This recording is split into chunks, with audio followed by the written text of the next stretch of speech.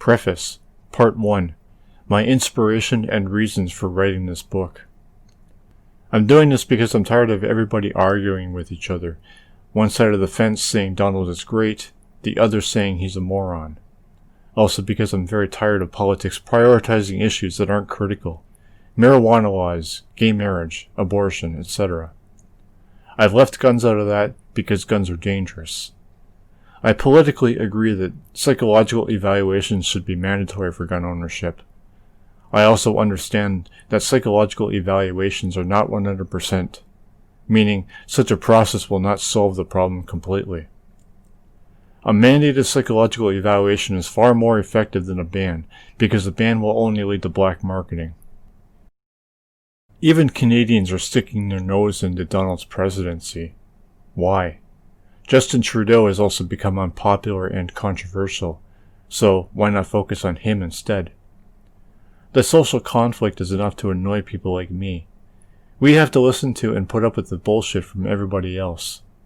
Turn the TV off? So, we have to turn the TV off when you people are the ones who are being counterproductive.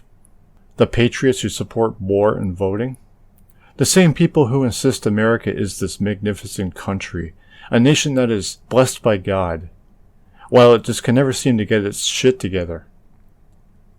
America does an awful lot of complaining for a country that claims to be free. The fear that the government is trying to take their guns away, and the anger that weed is still illegal. This great nation also does a great deal of praying for a country that's blessed by the God they're praying to. Social division. Aside from arguing over the integrity of particular politicians, people also like to argue with each other about abortion, for example. And people like me end up having to put up with the nonsense fucking arguing. Perpetual arguing which never goes anywhere. No end game with anybody. Which makes the arguing perpetual. Just two disgruntled factions, one side with their own facts, and the other with actual facts. Even if neither side has actual facts, they're still arguing to no end. The side with actual facts arguing against the other without ever realizing that other will never listen. Never realizing that other side is not interested in solving the problems, only to make noise because they have an ego-driven sense of morality or to push an agenda.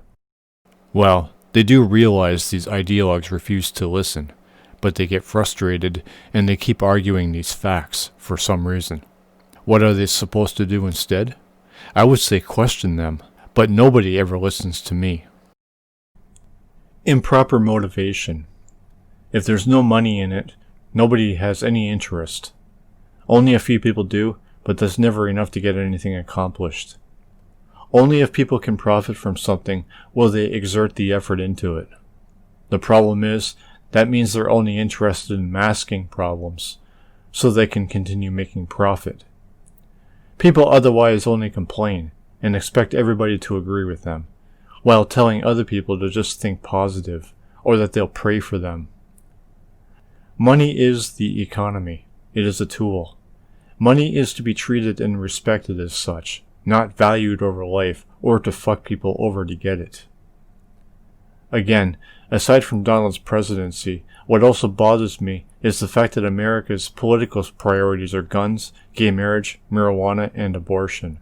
The religious are fighting fabricated battles, such as prayer not being allowed in schools, along with the war against Christmas. Unemployment. This being one of the big problems in America, I think discrimination plays a big role in it. People don't look how an employer wants, so that employer denies that applicant of a job. Most parents side with that employer. I've heard many times that getting a job requires somebody knowing you. People who agree with this have no business saying anything about unemployment because they're contributing to the problem. Hiring should be based on qualification, not who people know. That's ridiculous. Long hair on men also seems to be a problem, for some reason.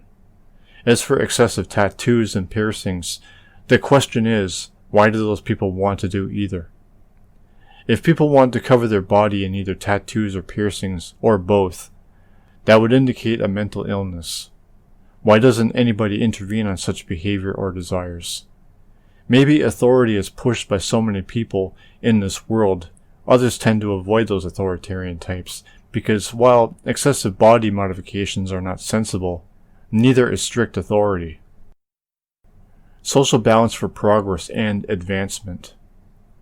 So how can we have a properly functioning political system if society itself is dysfunctional? Dysfunctional to the point that they disassociate over disagreements with the system that's supposed to be there to make social and economic decisions to carry us all forward. The people, the lay people, taxpayers, blue collars, whatever label you want to use, complain about the politicians and government officials being corrupt when they themselves want to fuck each other over. People lock themselves into either a position of worship or of hate, causing perpetual conflict against each other because neither side can or will listen or reason with each other, while the media cannot be trusted. One side says Donald can do no wrong and support him no matter what he says or does, the other being the opposite. People have told me over the years, and would tell others they have no right to complain if we don't vote. My response to that is, I'll wait till you voters complain, then tell you people to stop feeling sorry for yourselves and to do something about it. This book is a response to everybody's constant bullshit. People like to complain about their jobs, taxes, the government, war, etc. But all they ever do is default on God and politicians. People also know that these politicians are only trying to appeal to the people to get elected. This is a huge problem. Shouldn't these politicians be looking into what the problems are and not be concerned with pleasing the voters and telling them what they want to hear? Why do the people allow this to go on? Why bother with a political system or a government if the voters know what they want, what the problems are, and how to get what they want and how to solve those problems? Many people don't realize parents are also people, and are just as likely to fuck their family members over, just as friends and strangers are. Family members might even be more likely to do so than friends and strangers.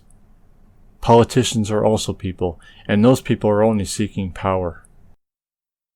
Part 2. My opinion that the presidential run was a farce, like a reality show. The election consisted of Hillary Clinton and Bernie Sanders, aside from Donald Trump. Jeb Bush, Ted Cruz, Ben Carson, Marco Rubio, and John Kasich, all of whom were running in the background. Understand that the nonsense came from both these politicians and their supporters alike. I think Bernie and Ben were the only two who actually behaved themselves.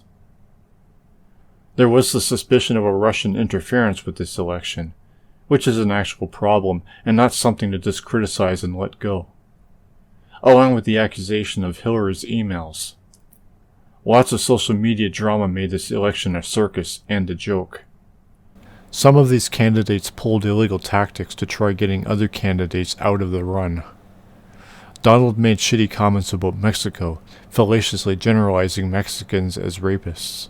He also claimed Mexico was only sending people with problems. What does Donald mean when he says they are sending people? His supporters would defend Donald by claiming he said immigrants, not Mexicans. A Wikipedia page says Ted Cruz sent an email before the Iowa vote, implying Ben Carson was about to quit the race. I was previously unaware of this, which I can only say is irresponsible and unacceptable. This is a presidential run for a damn country. Donald's rallies. There were also big disturbances caused at his rallies. Donald was sometimes guilty of encouraging the violence. He even threw tomatoes. Looking at Wikipedia because I can't remember when, this happened on the 1st of February in 2015. I also include a quote. "Knock the crap out of him if anyone should try. I promise you I will pay the legal fees." Some people have even been beaten up at these rallies. Is this what politics is about? It's obviously not about stabilizing society or managing the economy, let alone trying to move forward. If politics was ever about any of that, what's the fucking point? The debates. Before I get into these, I want to clarify that I've never actually listened to a political debate until now. I've never been into politics. In the first debate, Donald and Hillary were arguing at 20 minutes in. Being a political debate, no, they weren't arguing about personal problems or even trying to start anything with each other. But how can I know who is right as I listen to this? We have two presidential election candidates arguing with each other on national television. How do I know either of them are trustworthy? 20 minutes in on the first debate, and I already have a bad impression and feel hopeless. I lied that Hillary took a quick jab at Donald, quoting him, "I hope it does collapse, because I can go in and buy some of it and make some money." To which Donald replied, "It's called business, by the way." Is it, Donald? Their arguing actually became heated when Donald accused Hillary of telling people how to fight ISIS, informing the enemy of their plans, which Donald explained, which MacArthur wouldn't have liked. What does ISIS have to do with bringing jobs back to America, the economy?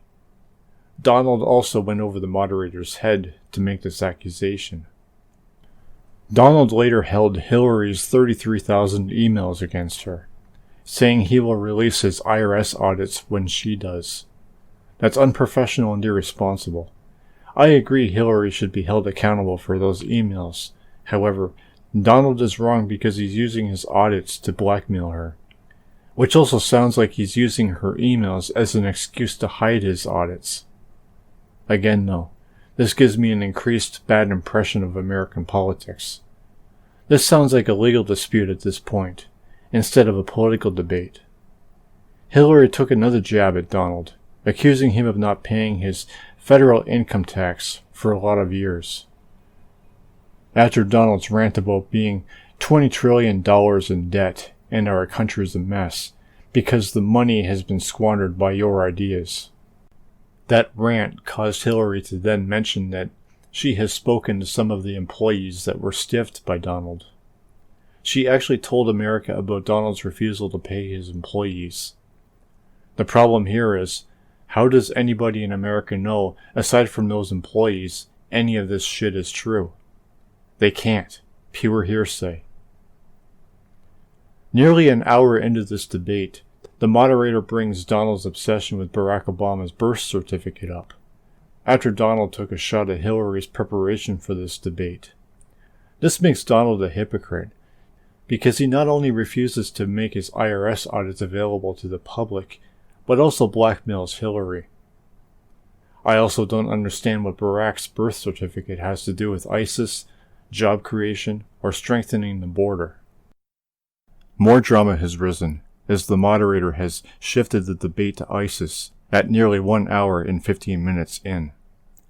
Hillary accused Donald of supporting the Iraq invasion, along with the actions taken in Libya. All I can really say here is, I'll have to delve into ISIS and research to understand the origin and reason for its formation. The moderator asked how Donald's judgment is any better than Hillary's, to which Donald answered that his temperament is better. He then said he knows how to win. Win is the key word here. Is or should politics be about winning? I think this mentality is a big problem, and is a huge factor in why this world is such a mess. Politicians don't want to solve problems, they only want to win. The supporters of these politicians share this mentality. In the final minutes of this atrocity, Hillary takes yet another jab at Donald. Her final jab of this debate. She brings his sexism up. He called women pigs, slobs, and dogs. Pregnancy is an inconvenience to employers. Also, women don't deserve equal pay unless they do as good a job as men. There was a bit more, but it's all drama. My assessment. I will say that I've learned nothing from this debate. Donald prefers trickle-down economics, while Hillary wants people to work together, which I agree with. How sincere she is the question, though. Taxes are brought up, but they're only argued about. Donald criticized working outside the country, but explained in a heated rant that the downside and problem with that being the tax extractions. He didn't get to explain himself though, because Hillary was more interested in taking shots at him, making this debate more of a teenage argument, even a legal dispute in court. I must say that I sympathize for the moderator, as Donald spoke over him many times, even cut him out completely a few times. I would criticize him for not trying harder to keep Donald in line. However, I don't think that would have been possible. Not entirely Donald's fault either. Hillary started it many times. My question is, why weren't these obviously legal issues dealt with by the government when they were initially brought to light? The second debate. Hillary right away, only 2 minutes in, made a circular assertion that our country really is great because we're good. Donald agreed with her, but it's too bad Hillary was vague. Donald mentions foolish things done in America, but neglects to provide examples. Not a good start.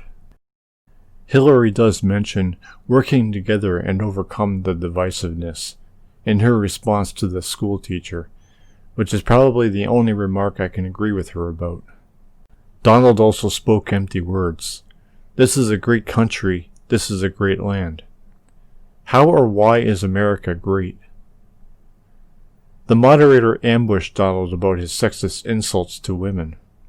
Donald claimed it was all locker room talk, which I can't accept from a man who wants to become president of the great country. Locker room talk is expected from teenagers. Donald also tried to cover his ass by bringing ISIS into it. Hillary jumped in, after Donald defended himself, criticizing his political fitness, then about his sexism. Donald's defense was, it's just words, seemingly forgetting he said he's a politician, about 10 minutes earlier in this broadcast. He didn't deny Hillary's accusations, which were strong. Donald rates women 1 to 10. He embarrasses them on TV and on Twitter, denigrating a former Miss Universe with the harshest and most personal terms. So, here we go again, with another debate that feels like a combination of both teenage drama and a trial. Hillary criticized Donald for not answering questions when she took jabs at him in the first debate. So, not even 20 minutes into this debate, and the drama sinks to a new level. Both Hillary and Donald told each other they owe the country an apology. They also brought other people into it. The audience actually applauded Donald after he mumbled a cheap shot at Hillary, because you'd be in jail, after her defensive rambling about fact-checking. The drama finally ended at 25 minutes in. However, Hillary mentioned people who have told her about how Obamacare has helped their family. More hearsay.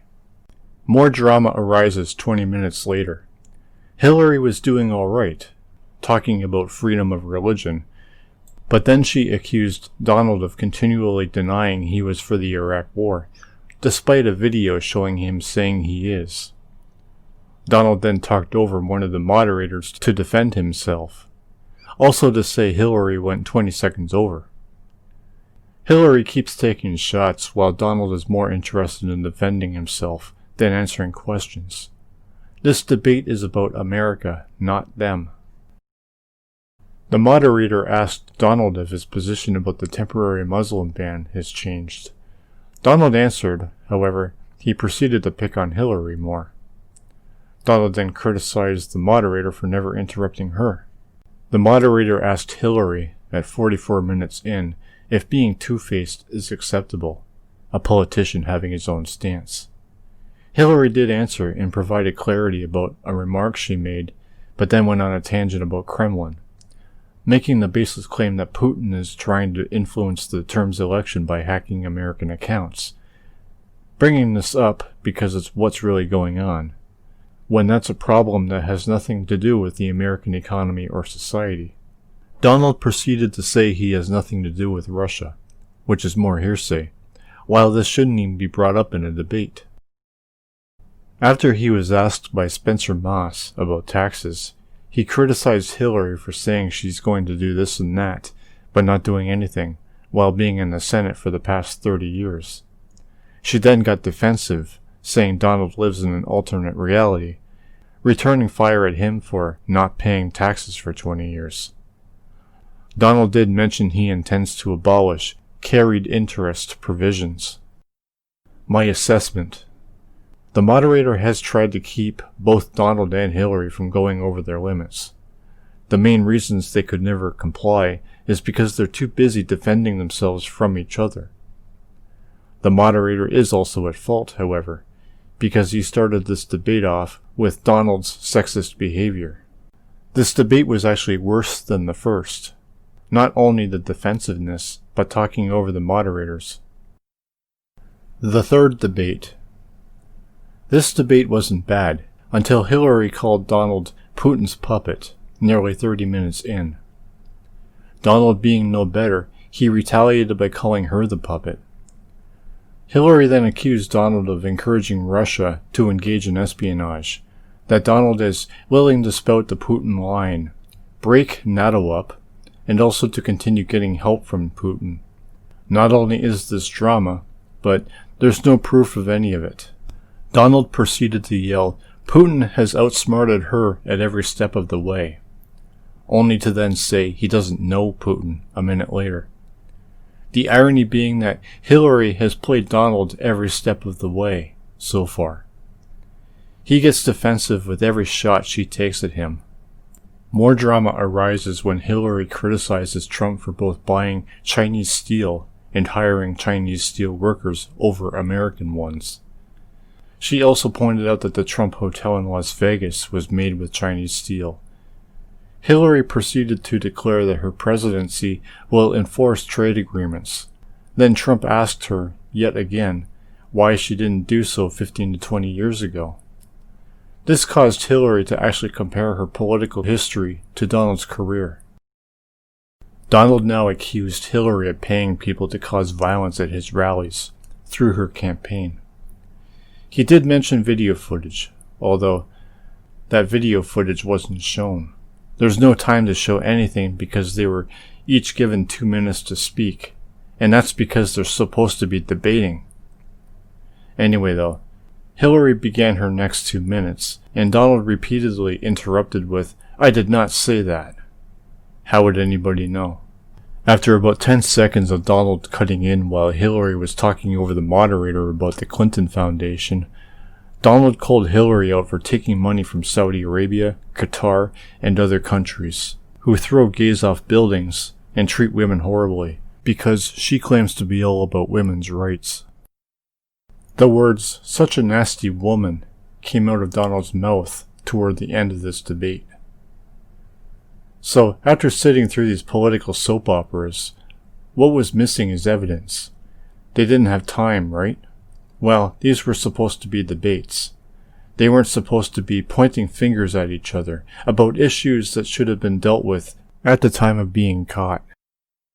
Now, being non-political, which means I don't have any political position, nor do I identify with any party, I don't know how a debate is actually supposed to work. However, I'm certain a debate isn't supposed to be adults insulting each other or talking over each other, including the moderator, about things that have nothing to do with either society, the economy, or foreign policy. These debates are the most disgraceful broadcasts I've ever heard. The only media I got any political information from were a few podcasts, along with YouTube's The Young Turks. Most, if not all, of the accusations thrown in these debates are probably covered by the media. The problem is, I and many others don't trust the media. Who could know what is actually true, or what is accurate? My point is that I would say these two should have provided backup to show America. Even if they did, however, I don't trust anything they would have shown either. Did Donald support the Iraq War? Donald said in 2002, "I think the Iraq situation is a problem, and I think the economy is a much bigger problem." This means he didn't support the invasion/war because he understood the economy is more important. He then said in 2003, Probably the first time I was asked. By the time the war started, I was against it. And shortly thereafter, I was really against it. I don't understand his sudden extreme opposition to it, although I don't think anybody asked him for an explanation either. Donald explained to Anderson Cooper that he wasn't a politician when Howard Stern interviewed him. When he answered, "Yeah, I guess so. I wish the first time it was done correctly." Uncertainty was clear in Donald's tone, so I don't think this should be held against him. I don't understand what being done correctly means, although Howard neglected to ask him to explain. Part 3. Liberalism versus Conservatism. I mean liberalism versus conservatism in both the manner of conflict and the differences between each. I'll begin with Republican conservatism first, because they're the focal point of this book.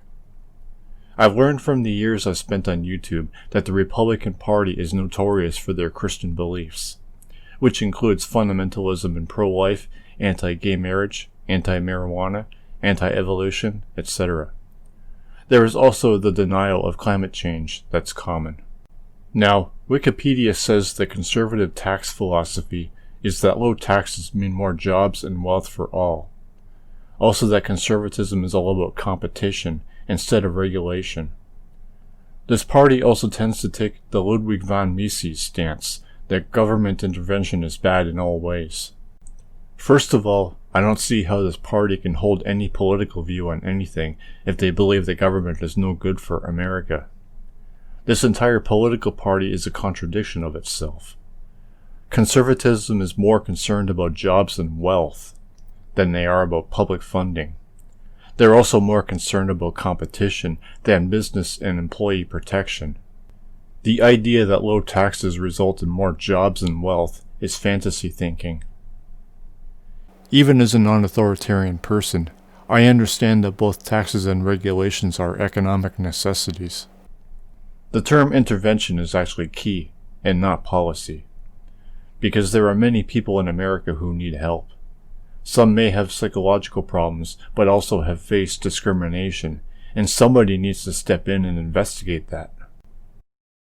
Continuing on here, conservatism also believes debt corrupts politics, while big spending corrupts people. The main purpose of the Conservative Party is to break the government down and minimize it, when it only needs to start functioning properly and efficiently, so the size of the government is what it needs to be. Conservatism is borderline anarchy. So, what exactly makes politicians honest and care about the economy and the people? And how does competition make people sensible? I don't understand how or why debt is any kind of corruption mechanism. I guess the question would be how the government got itself into debt.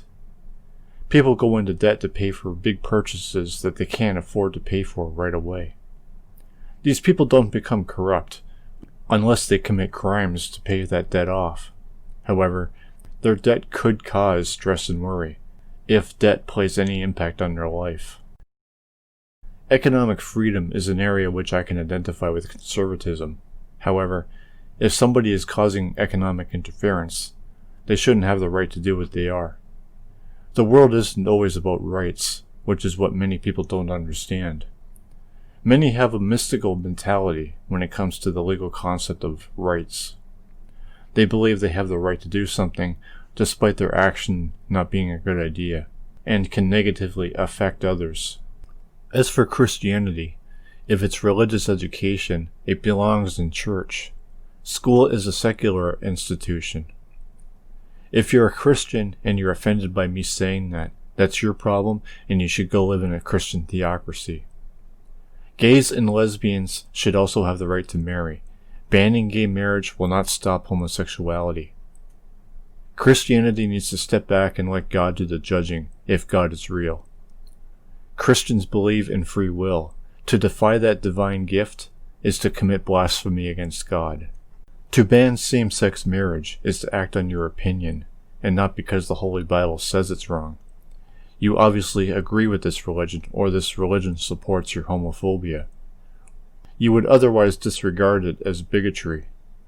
The argument that God says it's wrong is not a valid reason. Liberalism. Liberals are more about freedom and liberty, along with the government acting by people's consent and equal lawful treatment. Liberalism is also pro-free market, however, something I don't agree with at all. These are all political characteristics that I can stand by, other than the free market concept. Liberalism would be the position I identify with the most in a world of power-driven politics and government, though I have my own social and economic philosophies. Liberalism still doesn't apply psychology to anything.